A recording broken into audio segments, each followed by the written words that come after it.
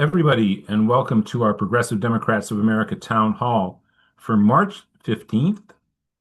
I suppose it's the most foreboding date in all of sort of Western, as it were, political history, right? I mean, beware the Ides of March. Today is the Ides of March. So today is the day to beware. And I'll explain why that is particularly resonant for me in a moment. But there is a lot to beware right now in the world, and there's a lot to be hopeful for too.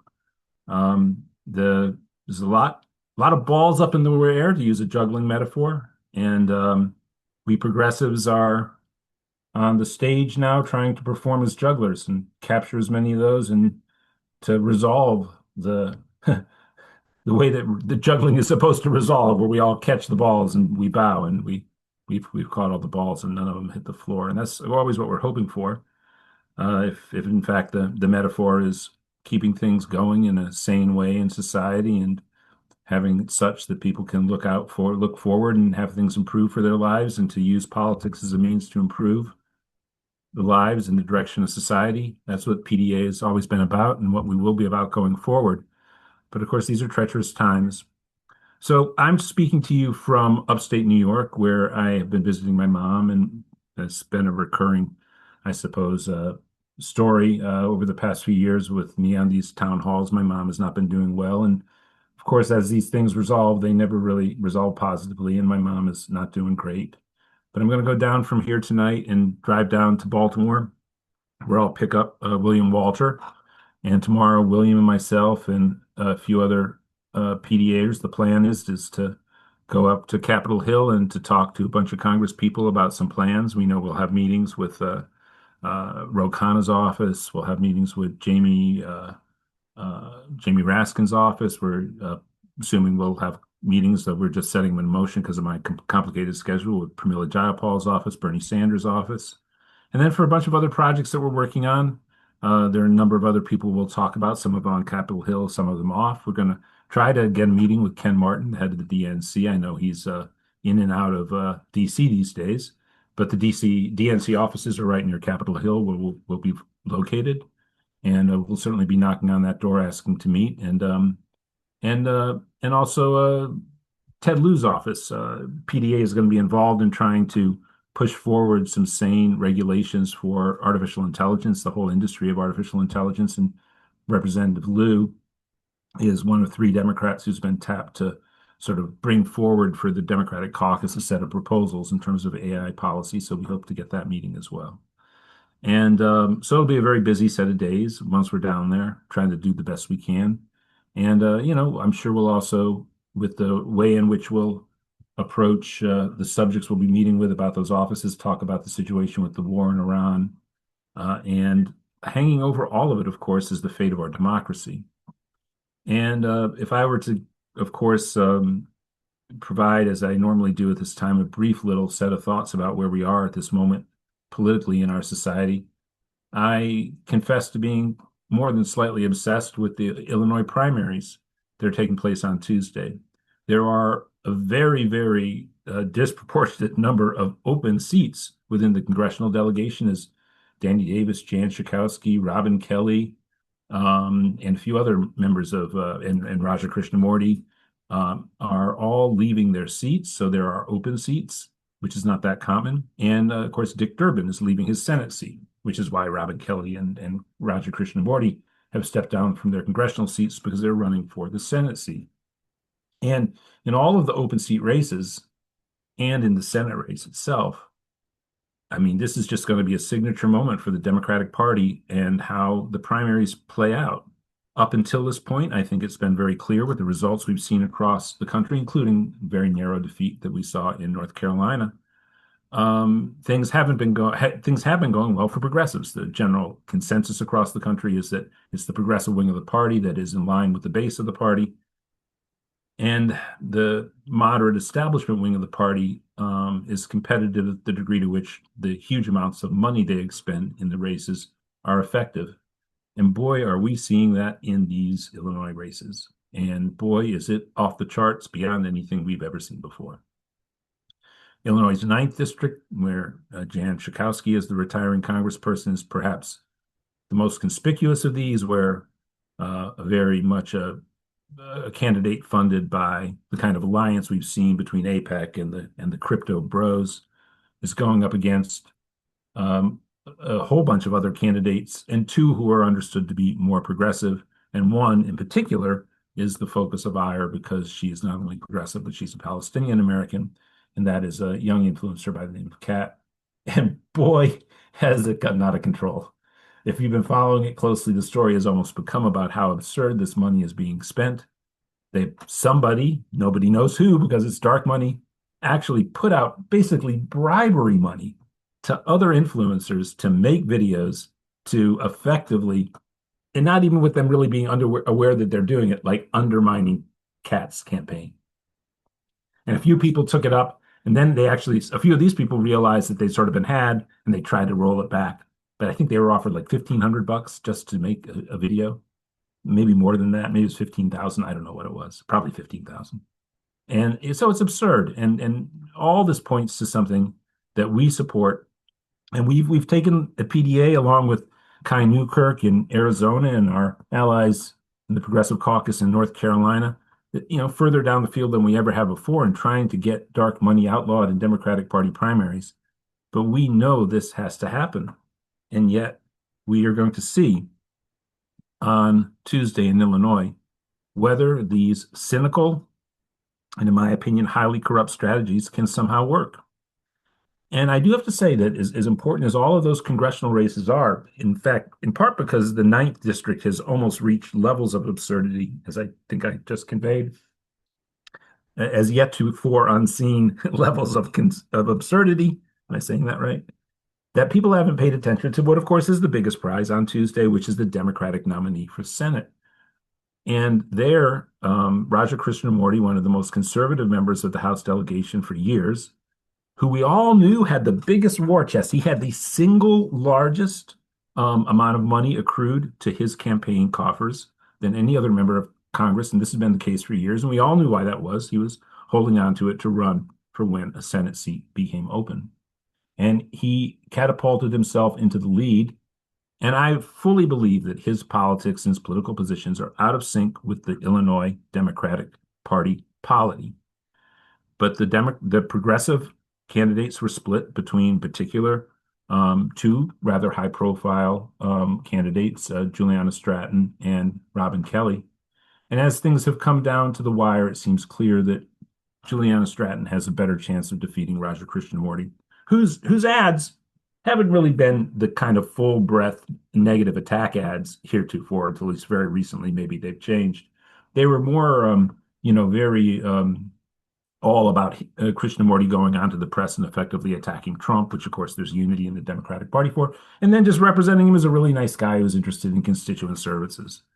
And he catapulted himself into a huge lead. And now on Tuesday, we'll see if all of that money, plus, by the way, yes, he is the beneficiary. And yes, there have been some attack ads here, including, so again, some sort of, Hall of Mirrors type attack ads where people have been encouraged to support Robin Kelly and not Juliana Stratton from some of the dark money that's effectively supporting Raja to try to create confusion among his opponents. But as of right now, we at PDA feel that only Juliana Stratton has a reasonable chance of defeating Krishnamurti. So we are encouraging all people in Illinois, not because we have a strong preference for Stratton over Kelly or vice versa. Both are infinitely better choices than Raja Krishnamurti. But at this hour, given where the polls are, we're encouraging all Democrats in Illinois to vote for Juliana Stratton, and we've been putting out messaging as such. That just seems like the pragmatic, realistic thing to do at this hour. And of course, we have favored candidates in many of these races in the congressional districts. Junaid, in the race where Robin Kelly has left office, and we supported Robert Peters, but either Robert Peters or Jesse Jackson Jr. would be favored in the second district race. And then we haven't chimed in on the race where Danny Davis is standing down, but we have in the past liked Keena Collins there as a thought. But again, people should look into who seems like the most viable candidate, who is a progressive, to win that race as well. So Illinois is on my mind. And with that, I'm going to hand off first to Mike Fox with our PDA to-dos for this week. And I know we have to raise a lot of money right now for all of the spaces in the country where we're active right now. Then we'll go to Donna Smith for her thoughts for the week. Then a special announcement from Susie Shannon, and then Mike Olis will introduce our featured guest. Take it away, Mike Fox. Greetings. My apologies, gang. My camera's being wonky here for some reason. In any event, let's just say the heck with the camera because that's distracting. All right, gang. Thank you all for being here. My apologies for the technological challenges there, but we shall overcome.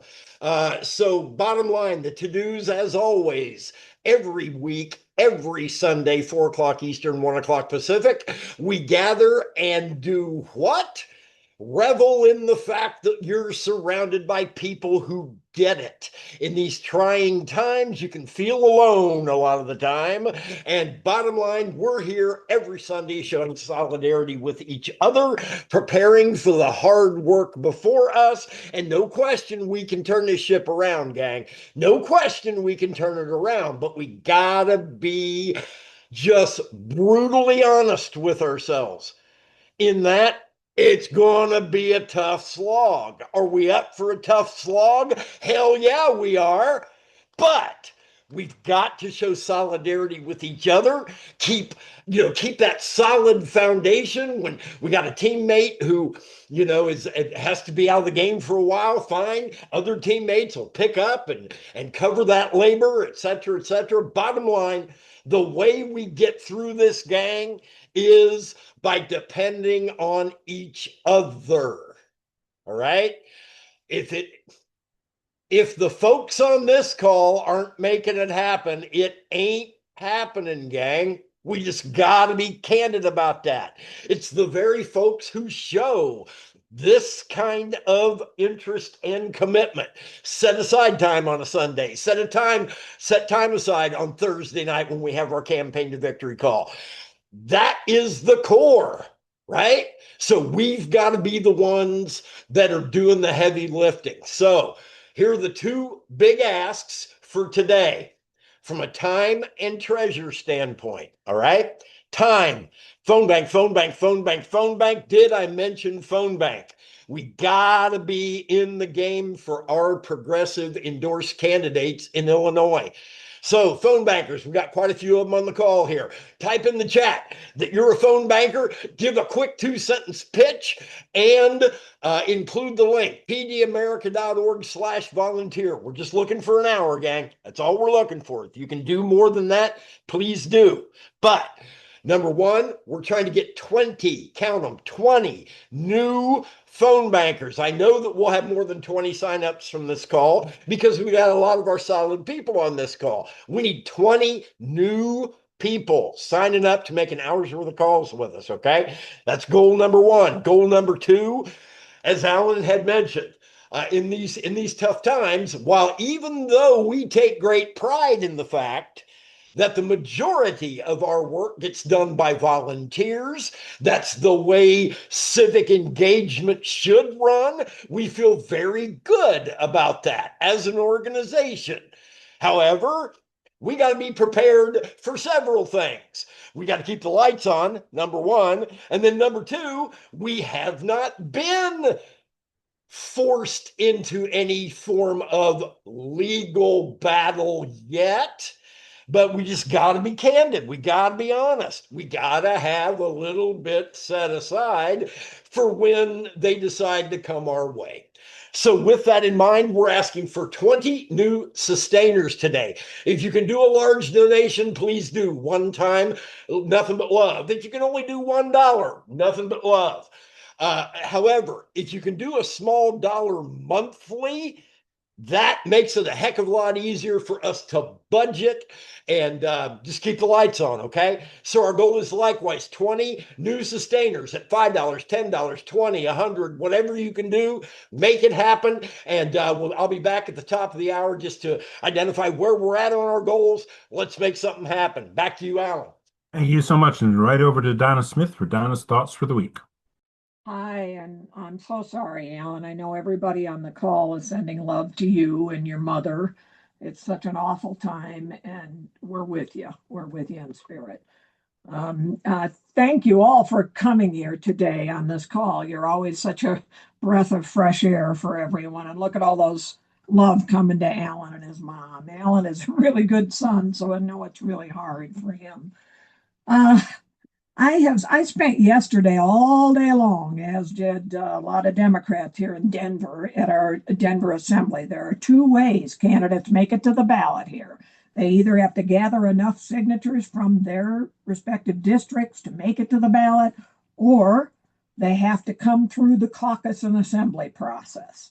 So yesterday we had assemblies for those candidates who are choosing to go through the assembly in Denver.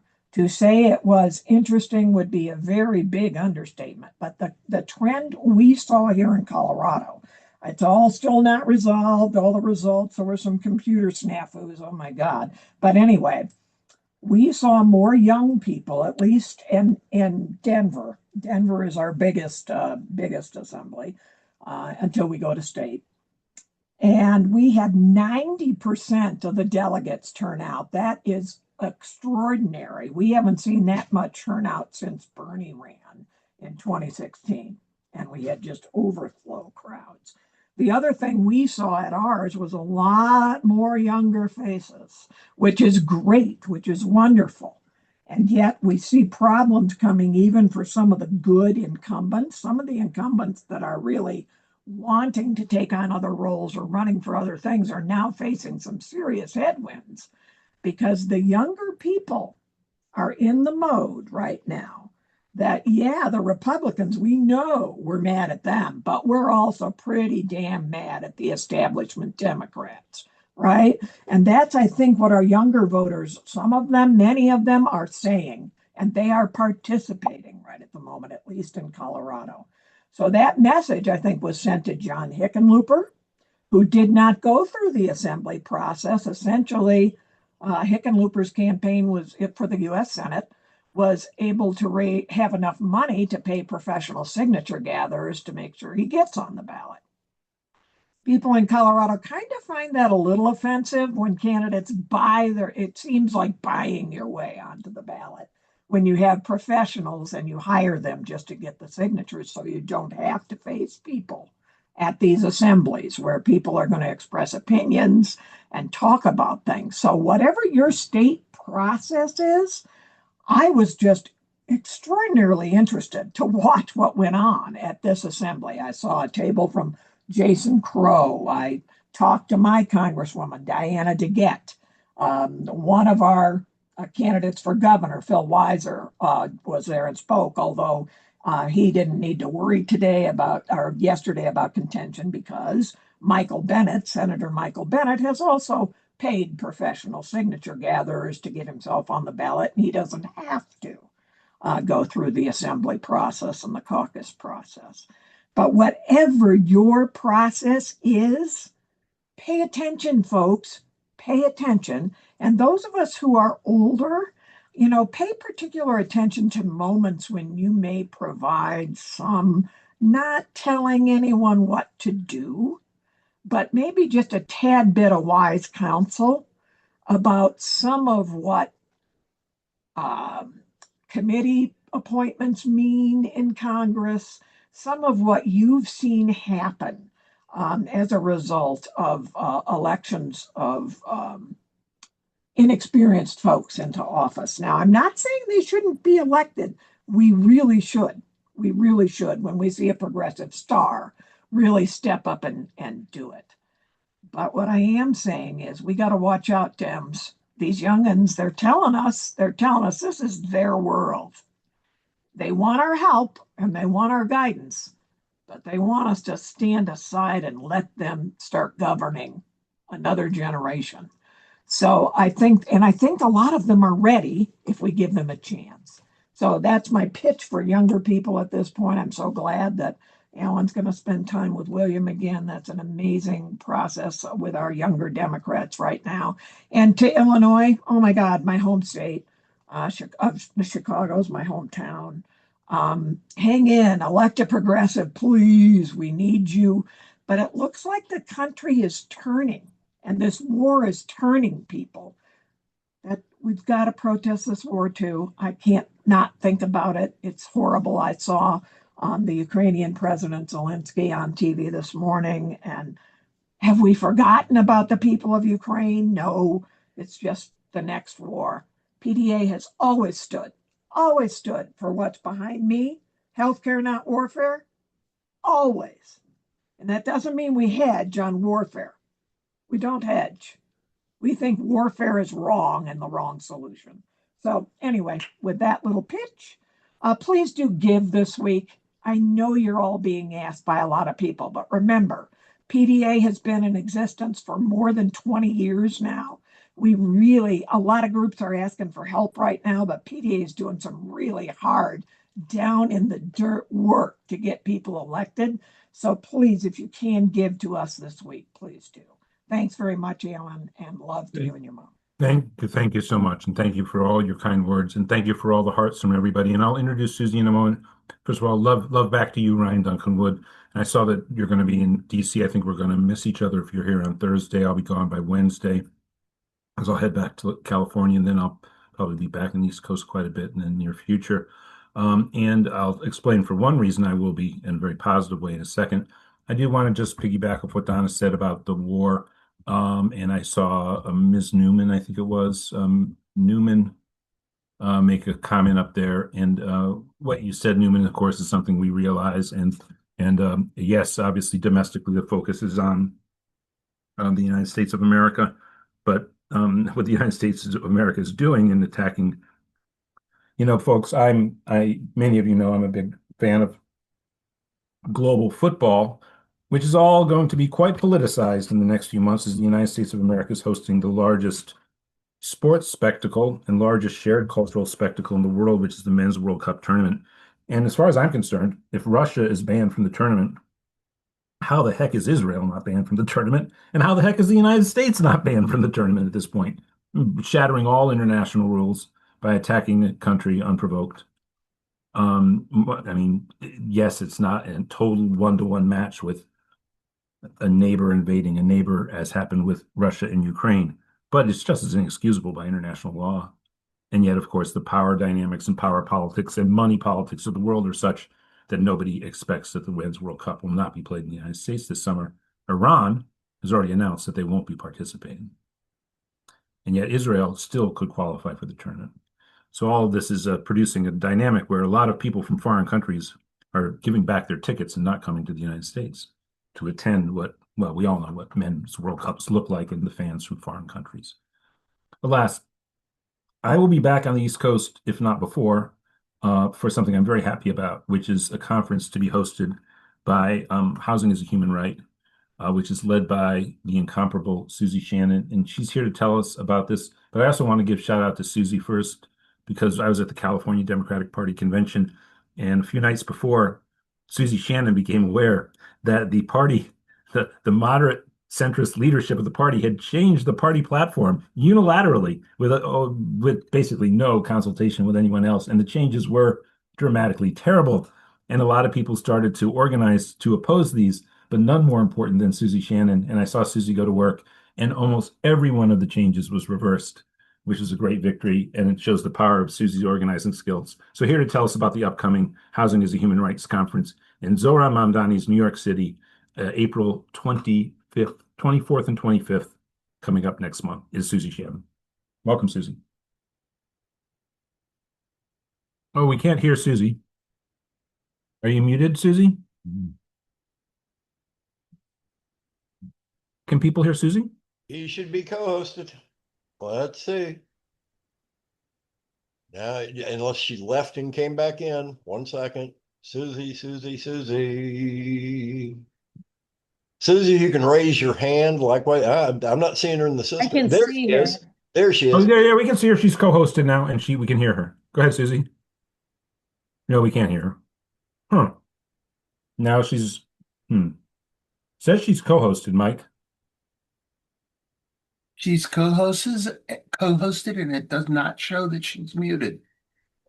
Right. So something on her machine, unfortunately. Well, why? We can't hear you, Susie. Maybe she can leave for a minute and come back again with a bit different connection. Um, there she Yeah, goes. Okay. all Well, of our buttons are pushed. We'll catch her when she comes back in. Yeah, okay. might as well do that. Well, I was about to throw over after her to Mike Olis to introduce our featured speakers, but I know we were going to maybe be joined by Junaid Ahmed. We were going to maybe be joined by Clem Balanoff. Obviously, everybody in Illinois is out knocking on doors, and what is a real frenzy in that state around these primaries, all of them hotly contested. I mean, God, maybe there's some incumbent I'm not thinking of. I'm sure there is who's actually not holding onto their seat and not facing much of a challenge. But it's a crazy primary and it sort of snuck up on everybody. And here comes Susie Shannon. So I'm admitting her. And Mike, if you can turn her back into a co-host. And thank you everybody for your patience as we get this set. By the way, in coming weeks, one person who we want to have on is Graham Plattner from Maine. And Graham Plattner has every Sunday, and Mike Fox, you'll love this. He's out doing events in Maine with people every Sunday afternoon. So we're probably going to have that one in a midweek special event.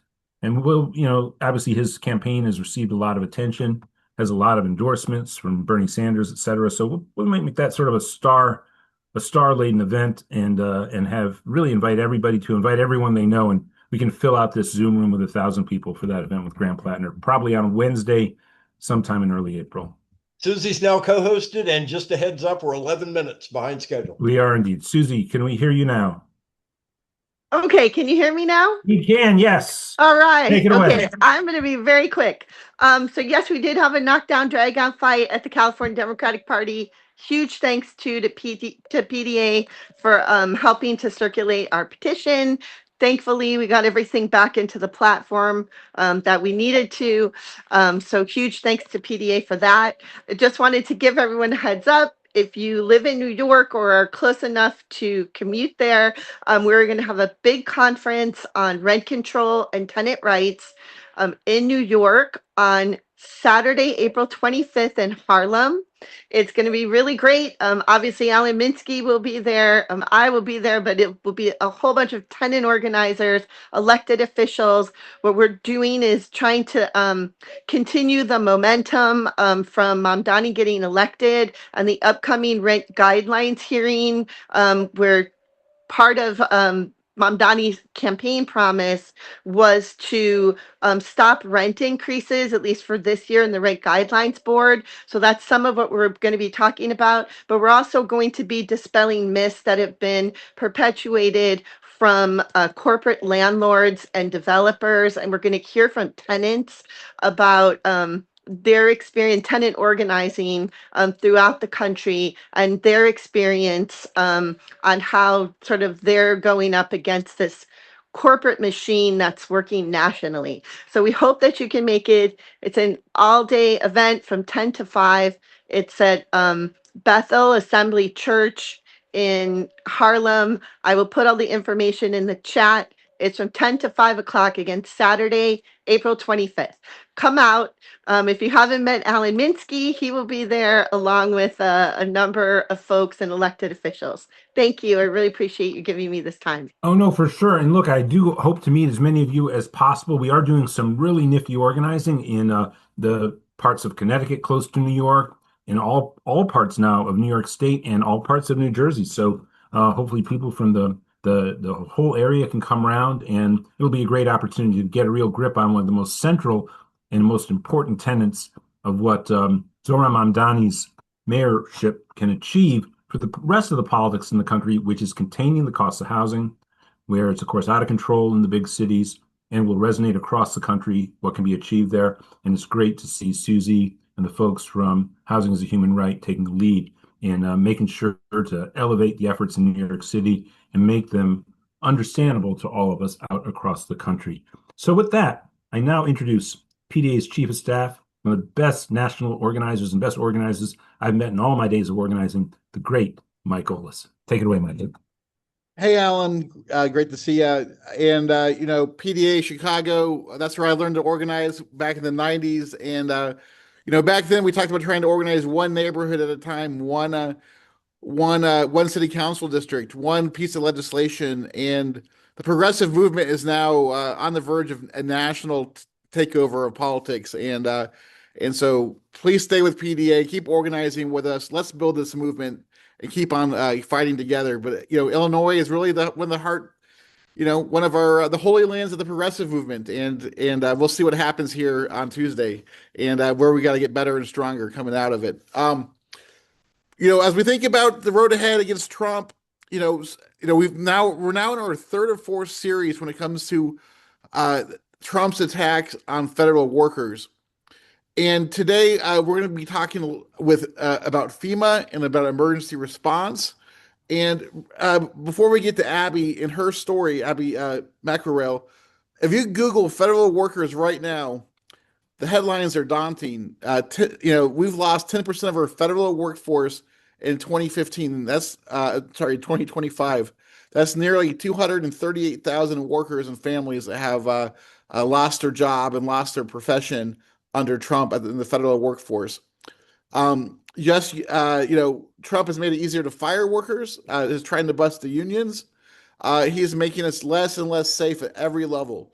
And today's conversation is going to be about that and how we fight back and how we, as a movement, come together. And hopefully we'll hear from Clem and some other folks in Illinois at the top of the hour. But I want to introduce Abby McIlraith. If you could come on board and introduce yourself and tell us about FEMA and your experience and what happened when you spoke out about what was going on.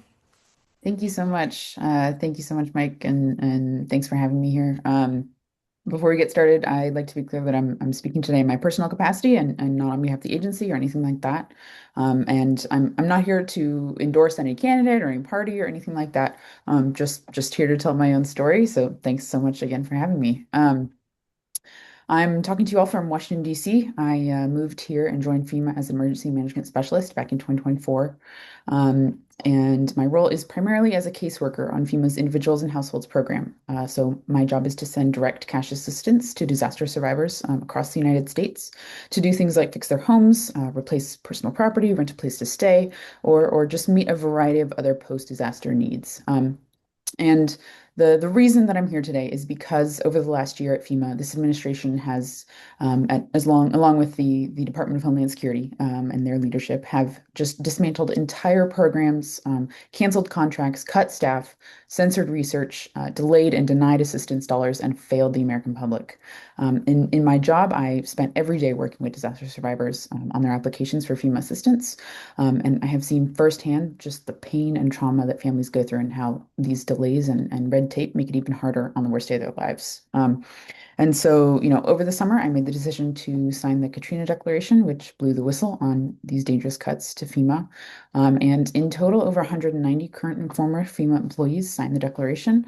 And it was published and sent to Congress on August 25th of last year, 2025. All 14 of the public signers who were still at the agency working, including myself, were placed on administrative leave the very next day. And so, federal workers have the right to speak on issues of concern like just any other American.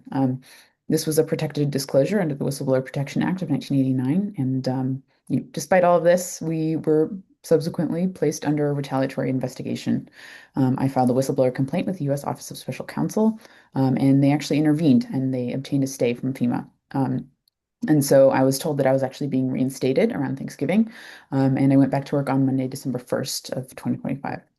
I remember it was on my first day back, walking into the office, I was really thrilled to see my coworkers again, and finally get back to work after what was then 3 months of admin leave. That same morning, the news broke that we'd been reinstated, but a few hours later, a Department of Homeland Security spokesperson went on record and said that our reinstatements were unauthorized. And they characterized us as, quote, entrenched bureaucrats resisting change.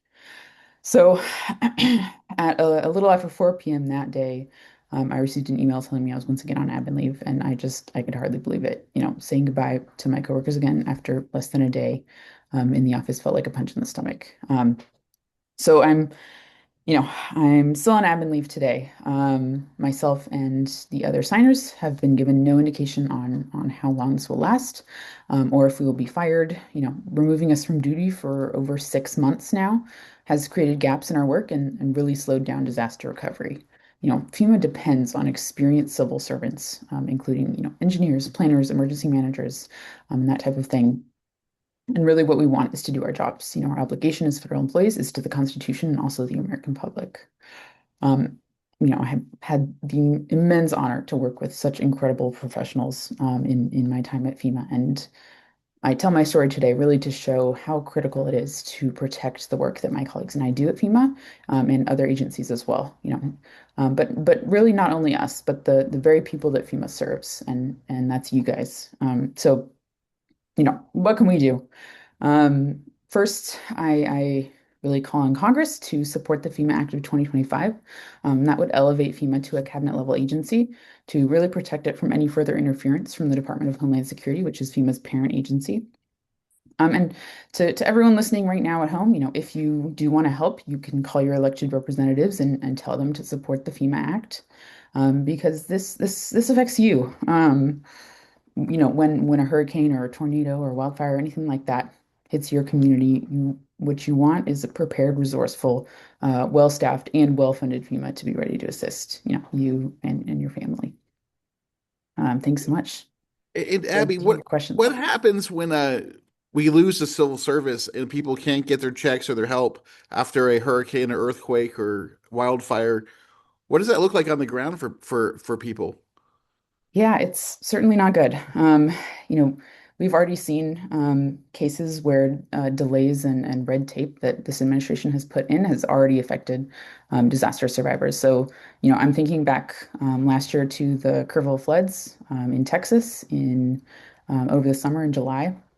And because of a contract that was canceled by former Secretary Kristi Noem, the FEMA helpline call center contract was canceled. And so that meant that our office had to handle all of these calls to the FEMA helpline in-house, and we were just overwhelmed with the amount of people calling. We were completely unprepared to take on this volume of calls. And so, disaster survivors were waiting hours and hours all day on the phone or just didn't get answered at all. And that's, completely unacceptable. When you call the FEMA helpline, you need help and you need someone there to answer when you need it. So I think that's, just one example of the egregiousness that's happening.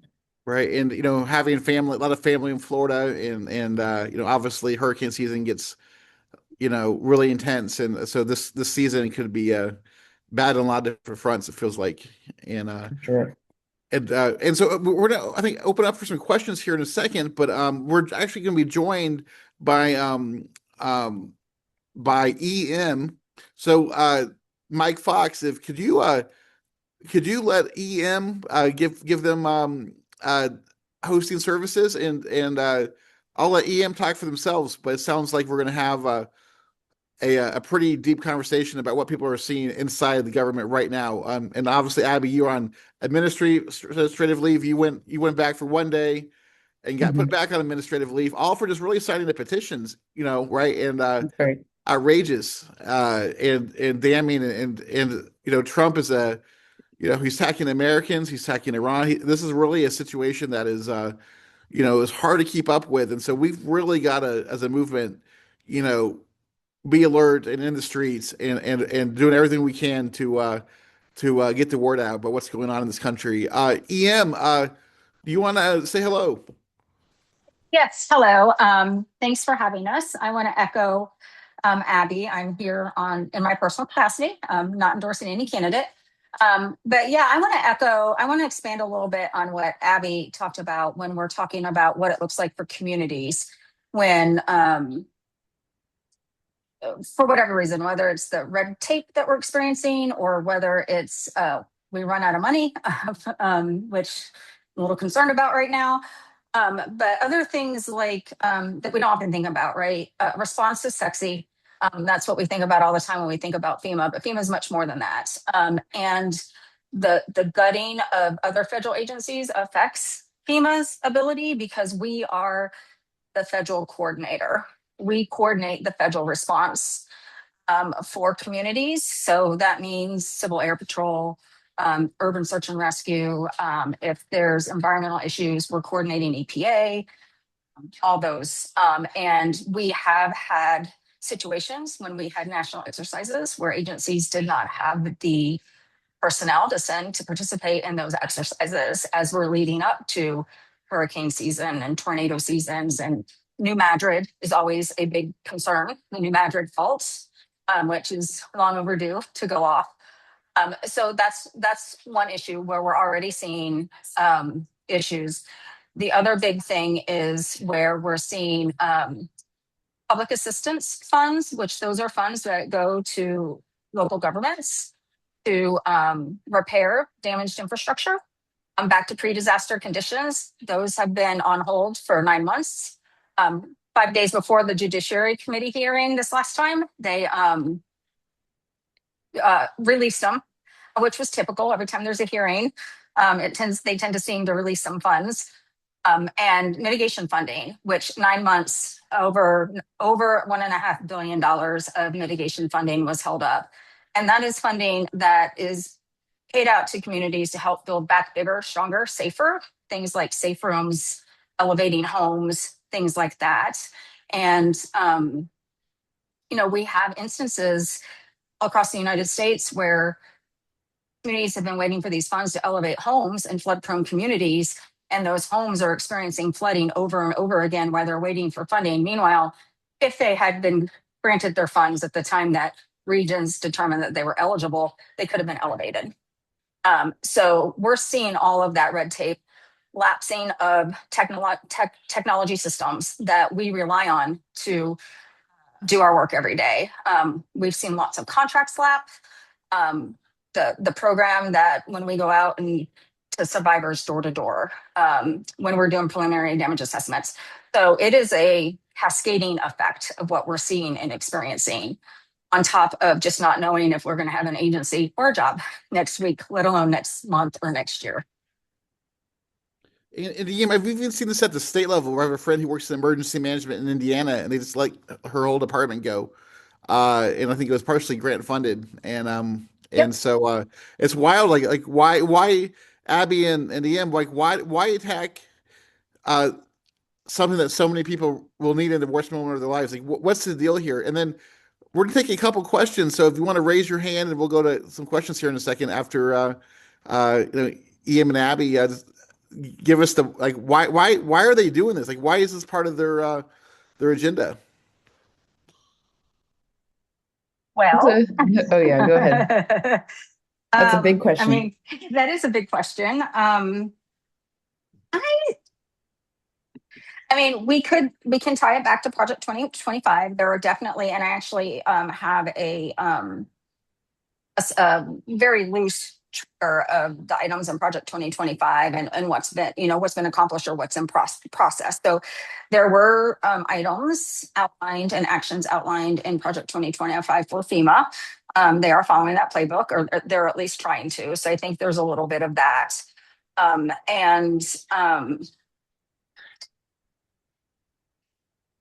think if I can jump in a little bit. Yeah, jump in, Abby. It's very, it's very sad to see. But I think what it boils down to is a matter of values and priorities. It's unfortunately more of a priority to them to grant things like tax breaks to the ultra wealthy to benefit themselves rather than helping Americans who are suffering.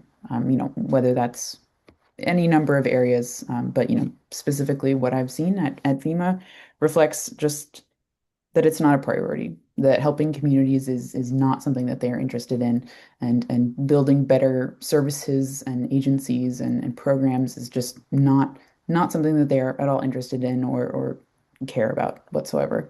It's quite sad to see, and we're certainly fighting as hard as we can to stop that. And we got a couple of hands raised here. So Mike, if you could help us out, Mike Fox. And I forget whose hand went up first, but we ask quick questions. We probably have another 5 or 6 minutes. And so Richard Grimm, you want to go first?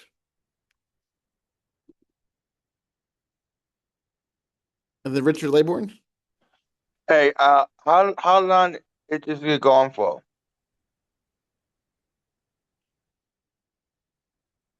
So yeah, how long have these attacks been going on? Probably for the, off and on for a long time, but yeah, what's the timeline here with maybe between even the first and second Trump administrations, and yeah, what's the timeline here in terms of FEMA's attacks?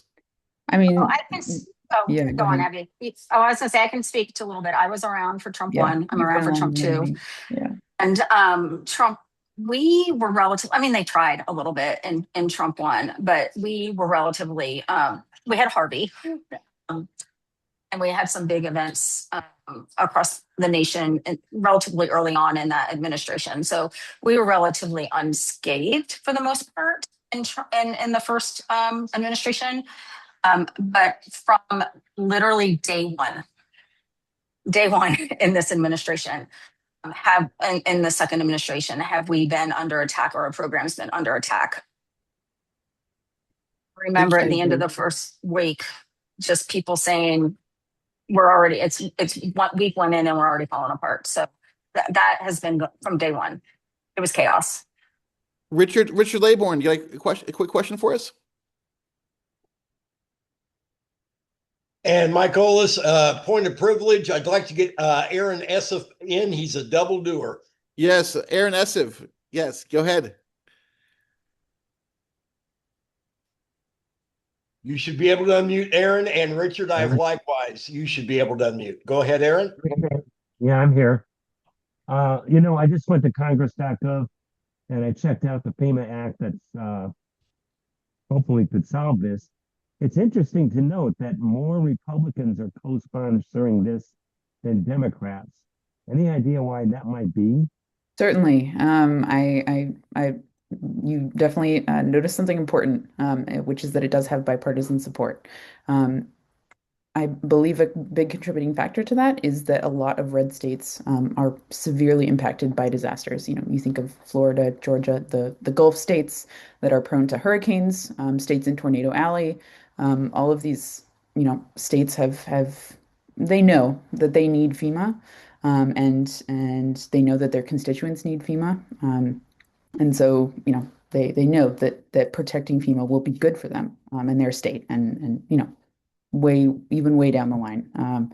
So, we're very encouraged by seeing that bipartisan support. But it's not passed yet. So we certainly want to keep promoting that to get FEMA out of the Department of Homeland Security. And we'll come up with an action form and make sure a PDA Nation reaches out and demands the FEMA Act being passed. So great catch there, Aaron. Thank you. And let's go to Richard. And I think this might be the last question. We'll have some time later for calls also. So Richard, you want to? Richard Laybourne. Can you hear me now? Yep, we got you. Okay. I'm reacting to Adam's concern about the World Cup, and I'd like to say that there is a movement on foot in Europe, particularly by a outstanding German official, to boycott the World Cup, if not totally, at least in the United States. And I'd like to give the contact to do that. David Zirin in the Progressive Populist has come in the most recent issue in March. Cool, Richard. This is off topic right now. Give the contact info, okay? Yep.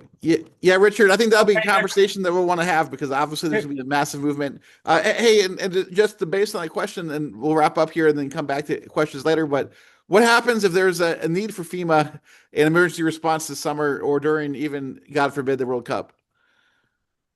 What's it going to be like? What do we have to worry about? Yeah. If you have something, go ahead, EM. You go first, and then I'll go. We're certainly very concerned.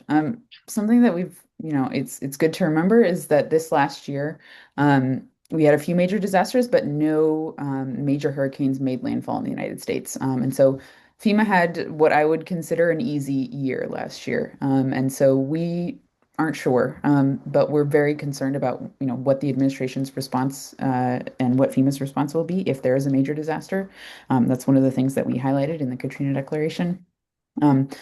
Because we know that all of this harm is being done to FEMA's programs and FEMA's capabilities, its staff, all of that, we know that FEMA is not prepared to handle a major disaster. So we are extremely concerned that things, may be delayed or slowed, down to a stop, and that people won't get the help that they need. That's certainly a concern that I share. Yeah, I would echo that. The other thing, and we talk a lot about this in the office, among our coworkers, among each other, and we say that we as a collective workforce probably have one good one left in us. But with all that being said, it still takes decisions and management and leadership at the above, which we don't have. We don't have that. 90% of our senior executive service remains vacant. That's where we're going to see the breakdown. We on the ground will do everything that we can and are able to do, and we've got one good one left, yes, but after that, I'm not really sure. I think we're probably okay for the first one, but after that, I don't know where we're going, and we are very concerned, and it is something that we talk about a lot. And what we're trying to sound the alarm really before it's too late, before those things happen, ideally. But it's scary to think that they might not care until it's too late. So. Well, thank you, Abby and Ian. Survivor of Hurricane Andrew, as a survivor of Hurricane Andrew in 1992, I can tell without any doubt that FEMA matters so much. Miami was in a world of hurt, and FEMA coming in is about the only thing that saves you in those moments. So you folks who think that can't happen to you, you always think it until it does. So please, please help these people, whatever you can do. Thanks, Mike. I'll shut up. Well, thank you, Donna. You brought back a memory of being on a church Methodist mission trip to Hurricane Andrew, post Hurricane Andrew, Miami. So thank you for that. That memory where people were yeah, I think it was a year or two past the recovery date, and it was tough to see a couple of years later. So yeah. Thank you, Donna. So I think we want to move it. If Abby and EM could stay on for further conversation, but we have want to go talk about our Richard Vaught campaign update. We're trying to impeach one of the architects of this disaster. I don't know if Molly could hop on real quick, and then we're going to go to Jonathan White, who is trying to make this a major issue in Maryland and for Maryland voters. So can we go to Molly? Hey, good to see everybody again. We have, since we launched it, 3 weeks ago now, we have reached, I am thrilled to say, over 1,000 signers onto our letter from federal workers to Congress. So that's huge. Thank you all who've signed. And for those who have not yet been able to sign, we'll put the link to the Action Network page in the chat. We also have over 50 federal agencies represented among our signers. And so this really does represent a huge swath of the federal government. And we have over a dozen organizational signers, including PDA, of course.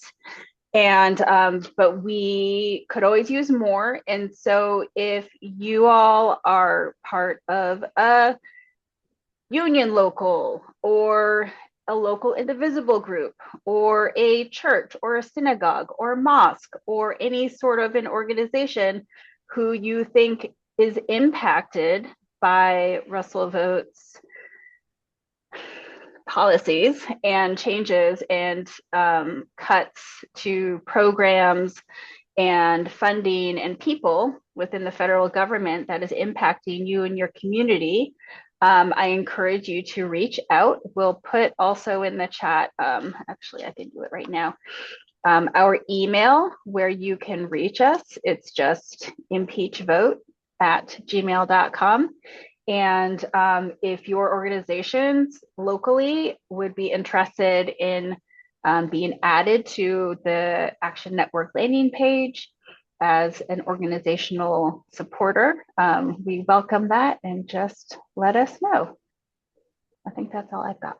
Yeah, thank you, Molly. And obviously, Molly, just want to introduce yourself real quick for people who might not remember you from our call a couple of weeks ago. And Sure. I am Molly Meunier. I am a federal worker, still employed, doing my best.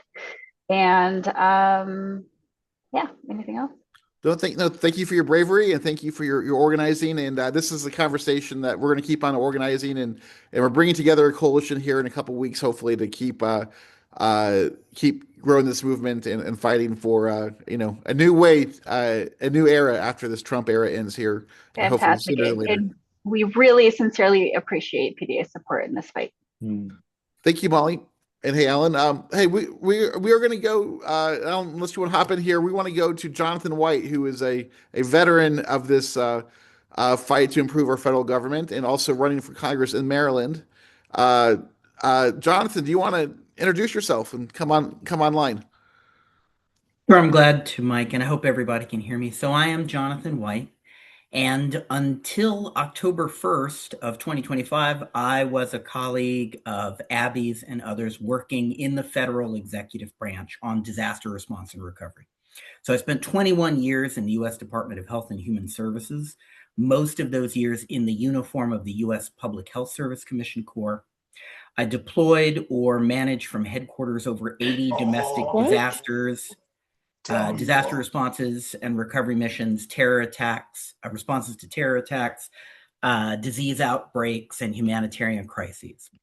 But I think if you've seen me on TV before, it's likely because when the first Trump administration started, I was the senior career official over the unaccompanied children program in HHS, in the Administration for Children and Families, the Office of Refugee Resettlement, the program that takes care of 40 to 60,000 children every year who enter the United States without parents.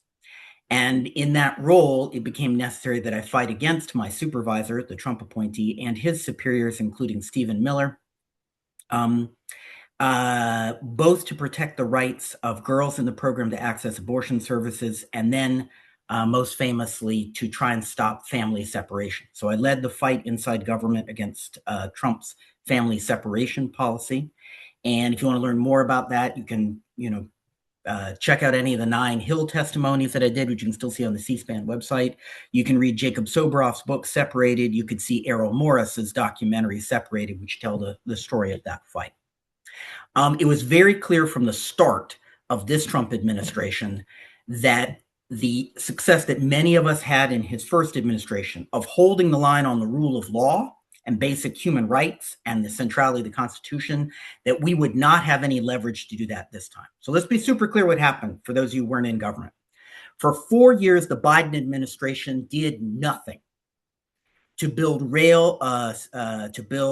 guardrails and protections, both for federal workers and federal programs and the rule of law. Biden administration squandered 4 years. But during those same 4 years, Trump's people were on the outside planning how to take over the federal government, how to stop federal workers, what they call the deep state, from putting the law over what their boss wanted. And they came in loaded for bear and quickly got rid of people. So I saw the writing on the wall. I was able to leave because I had more than 20 years. I was able to take military retirement, and I departed. And my first day after my legal retirement, I dropped the paperwork to run for Congress here in suburban Maryland, just outside DC, in Maryland's 4th District.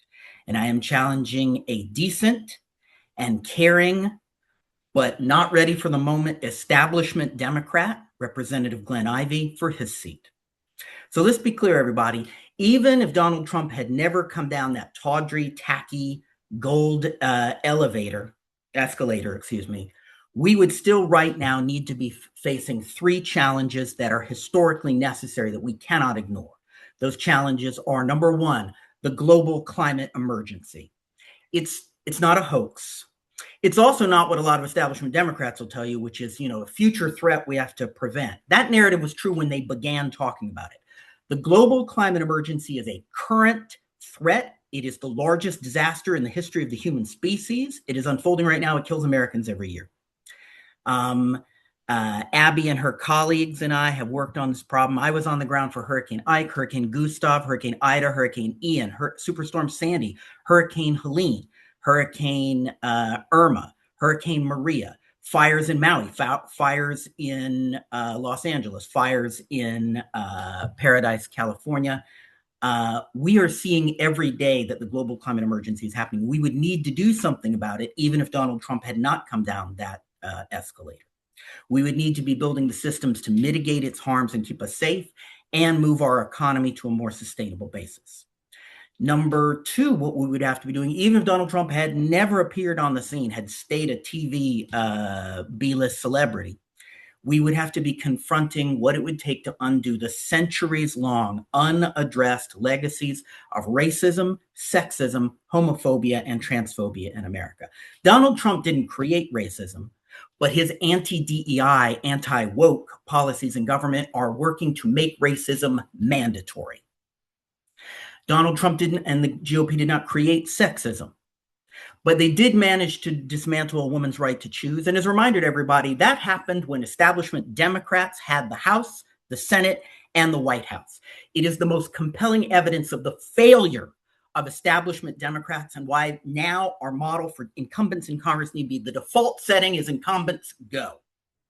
And only the ones who've proven they deserve to stay, instead of the default settings they remain. So any incumbent who cannot conclusively prove that he, she, or they belong in Congress must go. Glenn Ivey has done nothing to prove he must stay. He must go. This is true of many establishment Democrats. We have to do something about racism, sexism, homophobia, and transphobia. We would have to do them without Trump, but Trump has escalated the need. Even if Trump had never appeared, we'd also need to do something about building an economy not only for the billionaires, but also for working Americans. I am running on a campaign that has 5 key economic changes. Number one, we need a $27 an hour minimum wage. But we've been fighting so long for a $15 an hour living wage, it's not a living wage anymore. So based on economic data, $27 an hour is what it would take for someone to work 35 to 40 hours a week and have a family. We need a $27 an hour minimum wage. We need healthcare as a human right. I will settle for Medicare for all, although I will tell you, as a person who's been in the military healthcare system and had TRICARE, which is more purely socialized healthcare than Medicare, that would be better. But we must settle for Medicare for all. We need national publicly funded childcare for everyone. We must have people stop choosing whether to take a job because the job doesn't pay as much as childcare, or whether to put their children in an unsafe place. We need national, universal, free college, trade school, and union apprenticeships in exchange for 4 years of national service, either in a uniformed military or in civilian service supporting America. And we need reforms to make housing prices affordable by deliberately driving down home prices and outlawing investment, speculating, large companies buying single family dwellings. We would have to do all that even if Trump didn't appear, but Trump is here. And so we have 3 other challenges we can't ignore. The first is DHS's assault on the human rights of our immigrant neighbors. Now, unlike many politicians, I've done something about DHS human rights abuses. I've fought against them and sometimes won. I led the mission to reunify more than 2,200 children with the parents they were taken from at the southwest border. I testified before Congress, and I was the only federal official to say that family separation harmed children. And I did that after being threatened by Katie Waldman, later married to Stephen Miller, now Katie Miller, who threatened me if I did not testify that there was no way to know that family separation would hurt children. But of course, as a licensed clinical social worker, I know that's not true, although you don't have to be a mental health professional to know that tearing babies from their parents does them irreparable harm. So we need, I fought every time I went in front of Congress, and when President Biden put me on the Family Reunification Task Force, I fought to have Democrats pass a law to outlaw family separation and have stronger protections for immigrant children and immigration enforcement. You know what? I was right. And the Biden administration officials who opposed that pressure in Congress for that law, and the members of Congress who didn't vote for it, they were wrong. We could really use that law right now.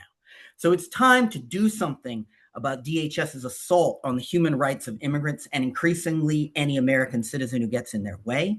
And with people who have experience doing that, instead of just experience sending out texts saying how horrible they find it is, probably need to lead that.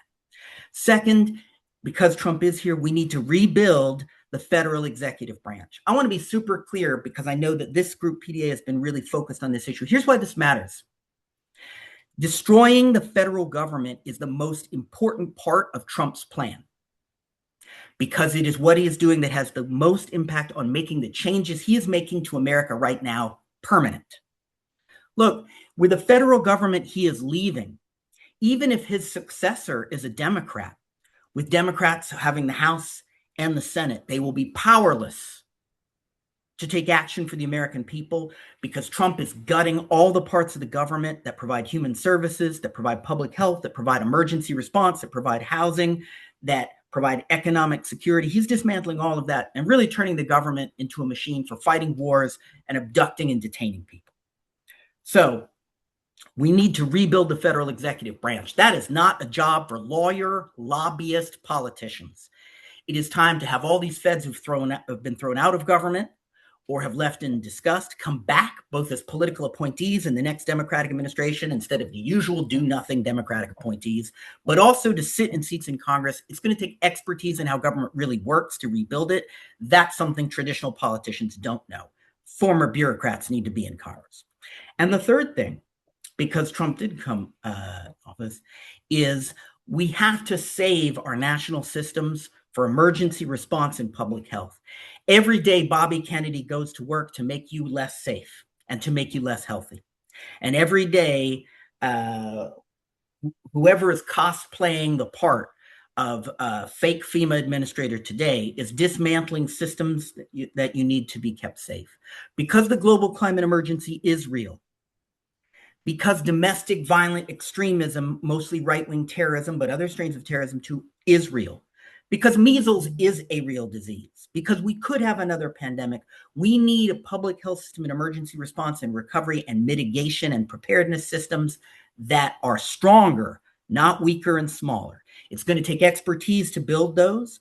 Working families have no chance of making it through the next few decades in this global climate emergency without a completely rebuilt and more responsive disaster health and human security system. So these are all things that I am running to do. I hope you'll find out more about my progressive Democratic campaign. I'm glad if there's time to answer any questions. But the last thing that I wanted to say is this. I know that it is hard to get up every day and keep going. A huge part of Trump and his enablers of their strategy is to keep us all emotionally flooded and overwhelmed so we feel powerless and unable to do something.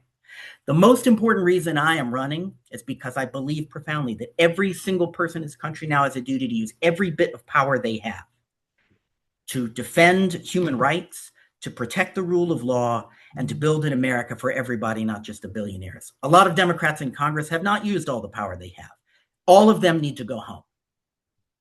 Thank you, Jonathan. That's thank it for you. me. My wife is a suburban Marylander, and you know, obviously, Prince George's County and Montgomery County are places that are near to my heart. And as we get closer to the Maryland primary, let's talk about how we make this campaign real and how we put this type of pressure. Because Maryland is as Democratic as it gets, and I feel like it's fairly uninspiring as a blue state that needs real progressive leadership. I feel like. But hey, I'm actually going to be heading off to my local PDA chapter meeting here soon, and so Alan Minsky, your hand's been raised there for a second. Do you want to chime in and Well, I want to just say a couple of things. First, going back to Molly, I'll be back in LA I'm scheduled to be back in LA on Thursday, and I can reach out to a progressive mobilization roundtable and maybe set the table for your group to make a presentation there as early as next week. And I think there are about 15 to 20 progressive organizations that I'd love to see sign on to this. And so let's try to be in touch, Mike, if you can make sure that Molly and I can be in touch around 4 days from now when I'm back in LA. Then I can set the table with Bob and Heather. They're Illinoisans, so they're all back in Chicago doing their things now. But I'd love to get more people signing on. As for Jonathan White, Jonathan, wow, I got to tell you, man, that is amazing. And your initial volleys there make me feel like, wow, I got to be as good as Jonathan White and saying exactly everything I believe in that he's saying, because that was really well put. And I can only imagine that we're going to get behind what you're trying to do. And I agree with Mike's assessment of the Maryland congressional delegation not being the most inspirational. And we have, of course, out in the Maryland 6th, we have we had around just a couple weeks ago. Alexis Goldstein is running, and you're running, so this is a great pair right there. And remind us all when the primary is in Maryland. And Mike, I also too have to slip away. So maybe Mike Fox will be picking up family time a little earlier than normal. I was going to slip away, of course, because I have to head on down to Baltimore in a few minutes. But when is the Maryland primary, and what's how much runway do we have right there before we got to Sure. get rolling in Maryland? So Yeah. Maryland's Democratic primary is on June 23rd, with early voting starting on June 11th. So Okay. we still have 100 days left Okay. here before votes start being cast. Goes fast. And I'm very committed to making sure that regardless of who wins the primary, we're going to change the conversation. Maryland's, this probably should be said, Maryland's 4th district is statistically the most Democratic district in the entire United States, tied with California 12th. Wow. If there's any place where someone shouldn't need to have taken a total of $8.2 million from AIPAC and shouldn't need to have taken 31 different corporate PACs money, including Walmart and 2 military weapons manufacturers, it's here. No Republican has ever cracked 11% of the vote here. So this is, I would say, among other things, we are calling on all of the candidates running here in the Democratic primary. Let's do this primary like Democrats, right? Yeah. No one needs to take that money. It's why don't we try and do things differently? But yes, regardless of whether I end up winning the primary or not, I think it's very important that we change the climate in Congress. And establishment Democrats have just struck out 3 times. So we need someone else on the team. Yeah, and actually, Jonathan, we are one of the things that I'll say this about what's happened with PDA. This was a very complex midterm election season for us because of the 2 largest states in the country changed their districts. That made us getting up to speed with our endorsements very tricky. So California and Texas. California is coming up on June 3rd or 5th. I can't remember the exact date. So a few weeks before Maryland. And we were always looking at this time after the Illinois primary, because the next set of primaries aren't until the 5th of May, I believe, to really assess. And I think if we see that there's been serious distortion in the results because of the money in the politics, maybe you and I should talk, and a bunch of us should get together and put out a uniform statement sometime, certainly within the next 3 weeks, and really make a throwdown statement about Democrats do not support candidates that take this kind of money, because it is distorting our primaries extremely. And we really believe producing not the kind of Democratic Party that the Democratic Party base wants. So look forward to working with you on that and on your campaign. And for Mike Olis, again, we've had a lot of house cleaning on this call in terms of like how we go forward with it. But Mike, you got to go. I have to go. I was going to sign off at the half hour. When does your meeting start, Mike Olis? Hey, we start at 6 o'clock here on the Eastern at 6 o'clock, and we actually are having our congressional forum where we have a progressive Democrat that we like, but doesn't do anything locally in terms of building the progressive movement. And so there's even a lot of frustration with folks that are vote great in DC, but come home and sell out to the establishment. So we're having that conversation here in 45 minutes in Indianapolis. Well, why don't you take it away? If it's okay with you, why don't you go till the bottom of the hour, then hand off to Mike Fox for an extended family time for this week. I probably should go check in with my mom and sign off. It's been fantastic. Of course, Jonathan, I look forward to working with you, supporting Molly and everybody who's been on the call here, from Abby and the people who've been from all of the groups who've been on these past few weeks, trying to build support among progressives, get more progressive organizations signing on in support of your efforts to protect federal workers, and all that means in terms of protecting all of us in American society. And thank you all for the great work that you're doing, Abby and everyone, and Molly and Jonathan, et cetera. But Mike, why don't you take over? I think I should sign off. I got to jump in the car and drive down south by the top of the hour, and I need a little time to say goodbye to my mom between now and then. And Mike Fox, you'll pick up at the half hour, go to family time. Well, does that sound like a plan, Mike Olis? Alan, I'm going to have to pass it off earlier because I'm going to have to get in the car, and I'm actually running this meeting. And it's how about Fox just takes it? It says, Mike Fox, you the man, you take it away, and let's answer some questions and keep on organizing. So, and Mike Fox is going to make an executive decision. Alan, put the bow on it. Are you still there? I am there. I'm here. Yeah, for sure. Put the bow on it. We'll stop the recording, and then we will get to questions. Go, man. Okay, you'll get the questions, but make sure that you get the questions for the guests who are here. Yep. Olis, if you can stay on for 5 more minutes, make sure that facility is happening, and I'll sign off. But let me just say, everybody, we're going to be back with another PDA town hall again next week, same time. Not as truncated as this one. I apologize. Rather unique circumstances for me this week.